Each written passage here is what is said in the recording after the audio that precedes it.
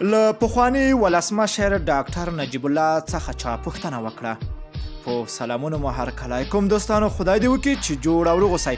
د مطلب د شیر کېدو نه مخکې دغه ویډیو راسره تر پای وګورئ، ډېره دردېدونکې کیسه ده. له پخواني ولسمشر ډاکټر نجیب الله څخه چا پوښتنه وکړه ولې له قیمتي او پیشني کالیو څخه استفاده نه کوي. ډاکټر نجیب په خندا شو او ورته وویل زما ټول معاش چې د دولت له بودجې څخه راتره کول کیږي 18,000 افغانۍ ده، چې له دغه 18,000 افغانۍ خپل میرمنې ته د کور خرڅ لپاره ورکوم، ځکه چې میلمانه لرمه. زما خرچه 2,000 افغانۍ د خپل اولادونو د تعلیم لپاره ورکوم، 2,000 افغانۍ د خپلو ماشومانو د هغه لادا موټر د مصارفو لپاره ورکوم چې له پلار څخه ماته په میراث کې پاتې شوی ده، او ځینې وخت ورڅخه کورنۍ استفاده کوي. 3,000 افغانۍ ډریور ته معاش ورکوم، او پاتې 3,000 افغانۍ مې په خپل جیب کې د ځان سره شخصي مصارفو لپاره ساتم. په دې خاطر یې ساتم چې د کابل ښار په جادو او سړکونو کې څوک د الله جل جلاله د رضا په خاطر مرسته وغواړي او ورې کړمه.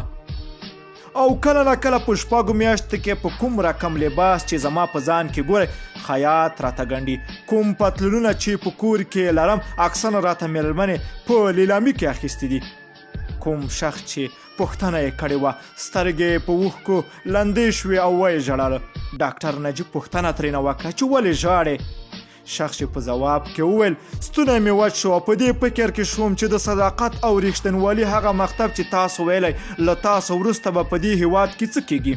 ډاکټر نجیب په خندا شو او ویل په هغه الله جل جلاله ښه پوهیږي، خو هغه تحلیل چې د اوسنۍ اوضاع په هکله کولی شم په ډاډ سره وایم چې له ما څخه وروسته د حکومتونه به چې د ټول افغانستان شتمني هم وخوري ماړه به نه شي.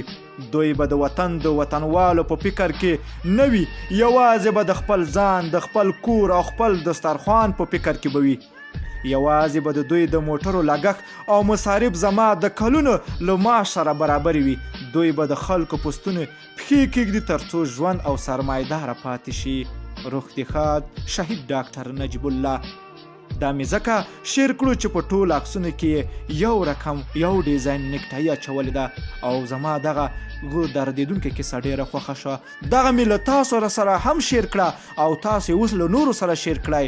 که غواړئ له تازه او دقیقو معلوماتو خبر شئ نو د الماس پریس یوټیوب چینل حتما د سره سبسکرایب کړئ.